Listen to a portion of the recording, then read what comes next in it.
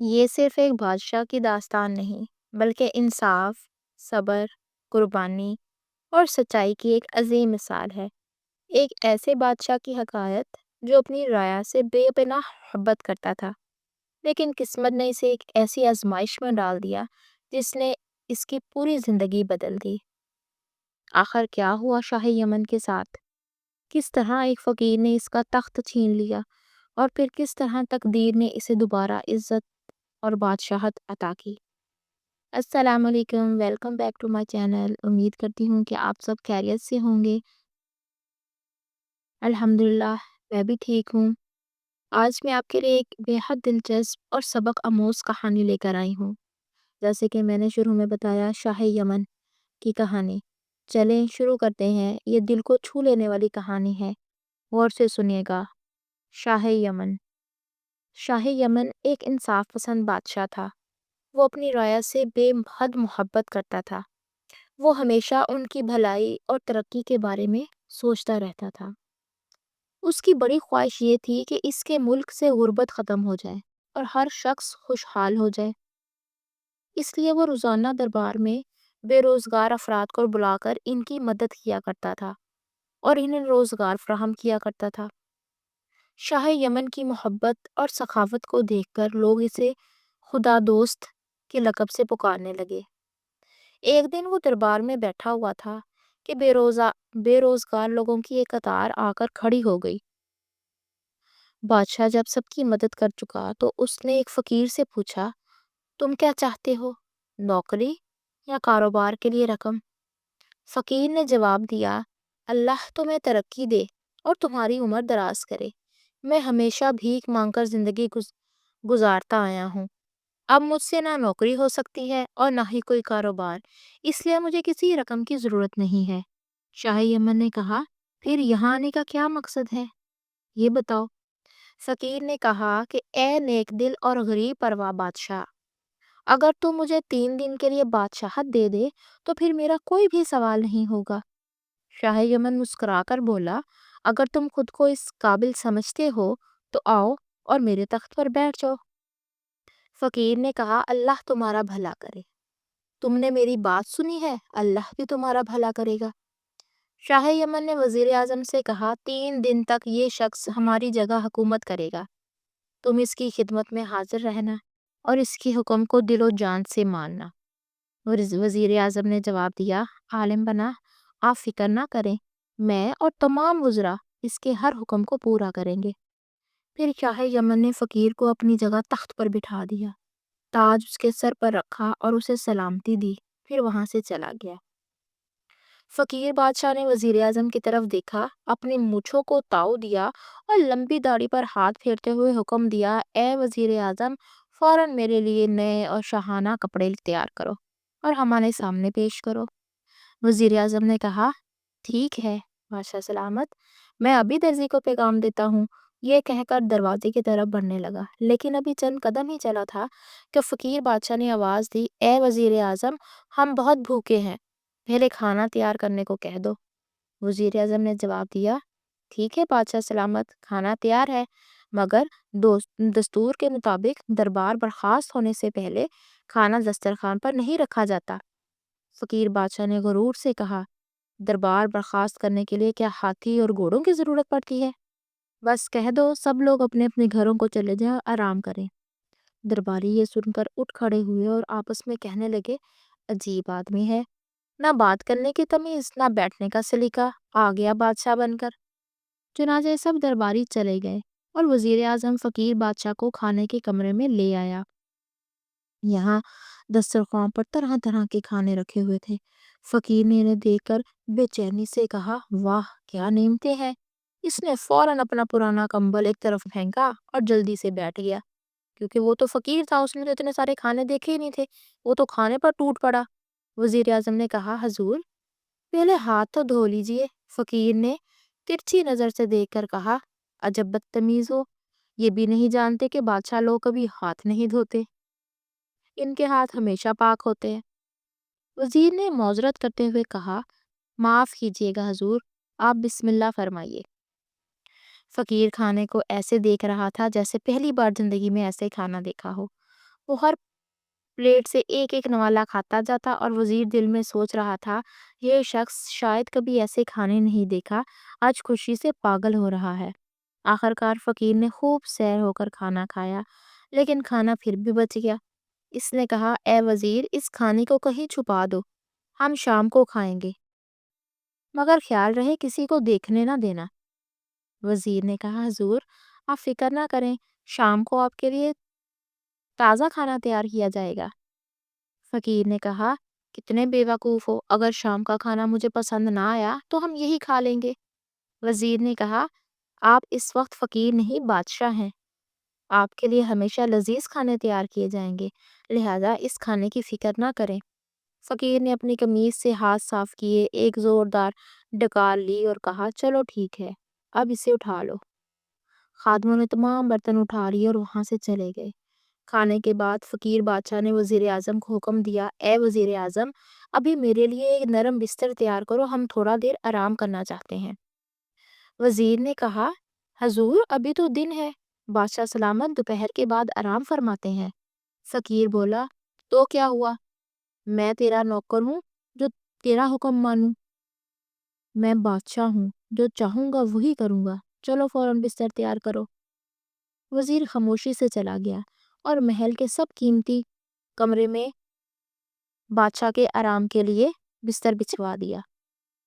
فقیر بادشاہ بستر پر لیٹا اور خاموشی سے بولا اور خوش ہو کر بولا، وارے قسمت، آج تو زندگی بن گئی، اب سمجھ آیا کہ بادشاہی کیا چیز ہے۔ تھوڑی دیر بعد وہ سو گیا۔ جب جاگا تو شام ہو چکی تھی۔ اس نے کہا، اے وزیر اعظم، کھانا لگاؤ، ہمیں بہت بھوک لگی ہے۔ وزیر نے فوراً حکم دیا اور دسترخوان پر لذیذ کھانے لگوانے لگا۔ کیونکہ وہ وزیر تھا اور پہلے بادشاہ نے اس کو حکم دیا تھا کہ اس بادشاہ کے سارے کہنے ماننے ہیں، اور وہ مجبور تھا اس بادشاہ کا تمام کہنا ماننے پر۔ فقیر نے خوب پیٹ بھر کر کھانا کھایا، پھر محل میں گانا بجانے کا حکم دیا۔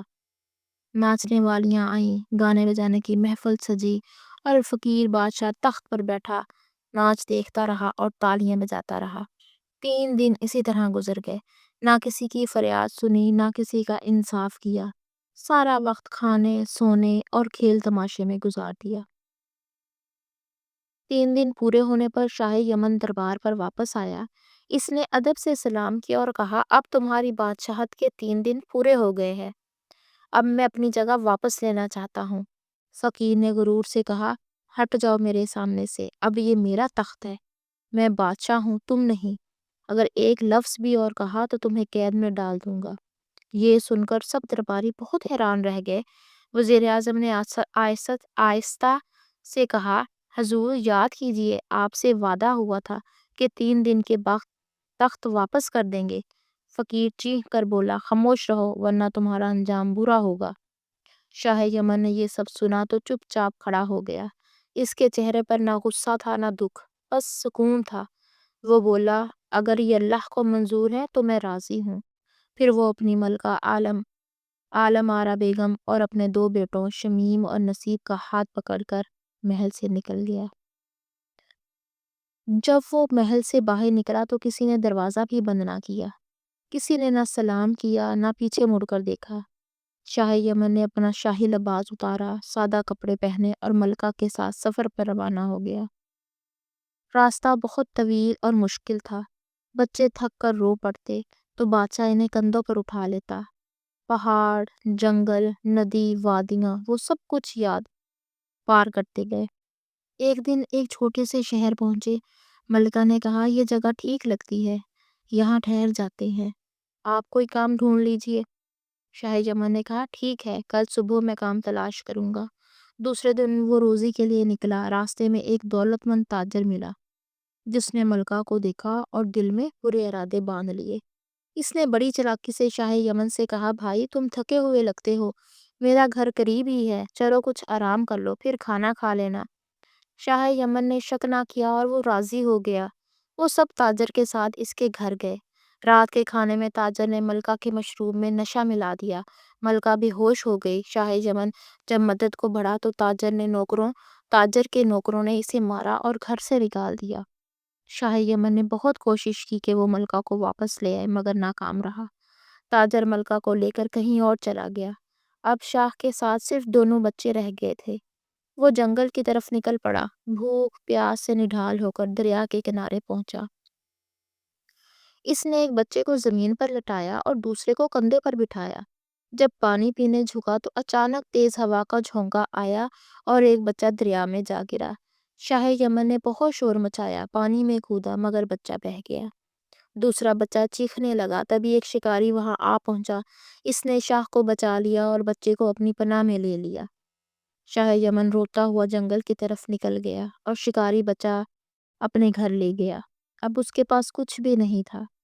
شاہ یمن جنگل میں بھٹکتا رہا، نہ کھانے کو کچھ تھا نہ پینے کو کچھ تھا۔ کبھی درختوں کے نیچے سو جاتا، کبھی پتوں اور پھلوں سے پیٹ بھر لیتا۔ وقت گزرتا گیا، دن مہینوں میں، مہینے برسوں میں بدل گئے۔ ادھر ملکہ عالم آرا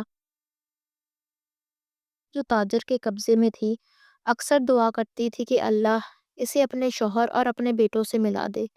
تاجر اس پر ظلم کرتا، لیکن ملکہ نے صبر نہیں چھوڑا۔ وقت کے ساتھ ساتھ شاہ یمن کے دونوں بیٹے بڑے ہو گئے۔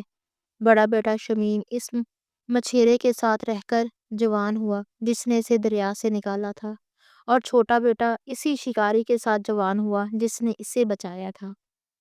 دونوں نوجوان بہادر، نیک اور عقل مند تھے، مگر ایک دوسرے کو نہیں جانتے تھے۔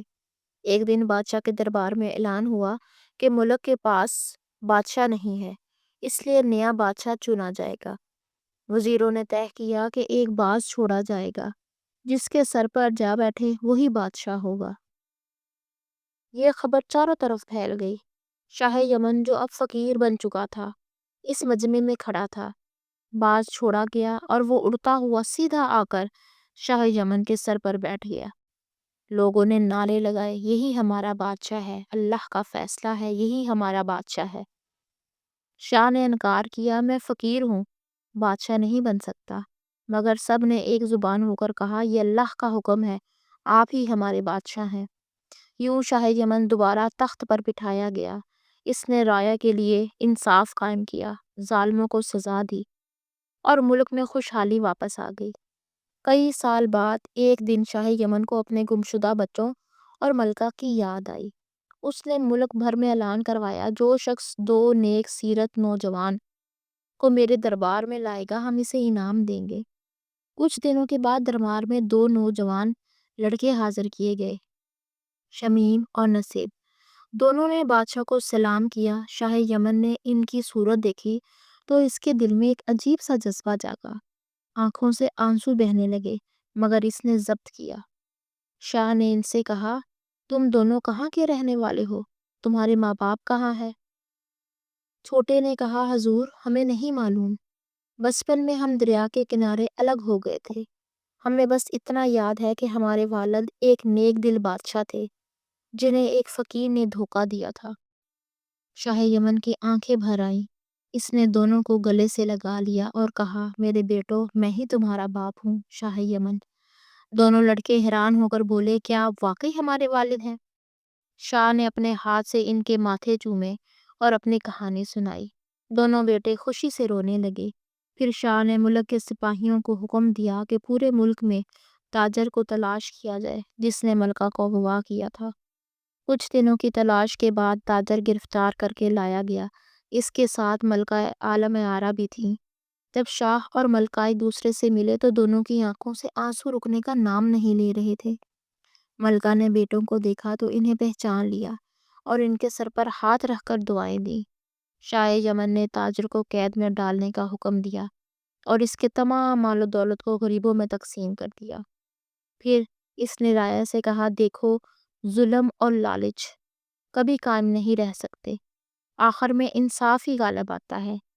اسی دن کے بعد شاہ یمن نے وعدہ کیا کہ کبھی غرور یا غفلت کو اپنے قریب نہیں آنے دے گا۔ ملک میں امن، انصاف اور خوشحالی پھیل گئی۔ لوگوں نے پھر سے ان کے نام کے نعرے لگائے، خدا دوست بادشاہ زندہ باد۔ یہ کہانی ہمیں یہ سبق سکھاتی ہے کہ دولت، طاقت یا تخت سب عارضی ہیں، لیکن عدل، نیکی اور صبر ہمیشہ انسان کو عزت دلاتے ہیں۔ ظلم اور غرور کا انجام ہمیشہ پچھتاوا ہوتا ہے، اور اللہ انہی کو بلند کرتا ہے جو آج سے اختیار کرتے ہیں۔ اگر آپ کو یہ ویڈیو اچھی لگی ہو، کہانی اچھی لگی ہو، تو اسے ضرور سبسکرائب کیجیے گا، اور مزید اچھی کہانی اور اچھی تعلیمی اسلامی معلومات کے لیے ہمارے چینل کو شیئر، لائک اور سبسکرائب کیجیے گا۔ جزاکم اللہ خیرن۔ السلام علیکم ورحمۃ